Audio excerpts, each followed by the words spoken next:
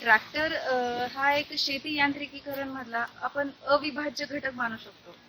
त्यानुसार आज आपण ट्रॅक्टर बद्दल थोडी माहिती घेणार आहोत.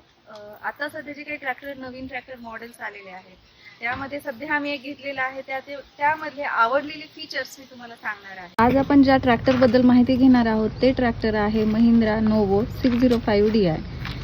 यामध्ये जर मेन फीचर्स जर आपण पाहिलं तर ते यंबूस टेक्नॉलॉजीचा यांनी वापर केलेला आहे. हे जे ट्रॅक्टर आहे वेगवेगळ्या कंडिशनमध्ये वेगवेगळ्या फार्मिंग ऑपरेशन्स करण्यासाठी एकदम उत्कृष्ट आहे.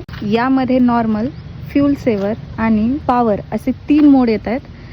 याचा अर्थ असा की तुम्हाला ज्या पद्धतीचं शेतीचे काम करायचं आहे त्या पद्धतीनं तुम्ही तो मोड निवडू शकता आणि त्यानुसार तुमचं फ्युअल कन्झप्शन असेल म्हणजे इंधनाची बचत असेल, जिथे जास्त पॉवरची गरज आहे तिथे पॉवर मोडचा वापर करणं. वेगळे GPS सेट बसवणं गरजेचं नाही आहे, कारण की ऑलरेडी या ट्रॅक्टरमध्ये इनबिल्ट मोबाईल कनेक्टिव्हिटी दिलेली आहे. त्याचप्रमाणे आपण म्हणू शकतो की रिअल डेटा परफॉर्मन्सही तुम्हाला मिळतो. इंजिन आहे ते CRDI इंजिन आहे, 4 सिलेंडरचं आहे आणि हे जे ट्रॅक्टर आहे हे 4 व्हील ड्राईव्ह ट्रॅक्टर आहे, ज्याचं आपण म्हणू शकतो की 60 HP इंजिन पॉवर प्रोड्यूस करतं आहे. आणि याच्यामध्ये जो PTO दिलेला आहे तो 53.9 HP पॉवर प्रोड्यूस करतो. याच्यामध्ये जे RPM तुम्हाला PTO मार्फत मिळतात त्या RPM तुम्ही कमी जास्त करू शकतात अकॉर्डिंग टू तुमच्या कामानुसार.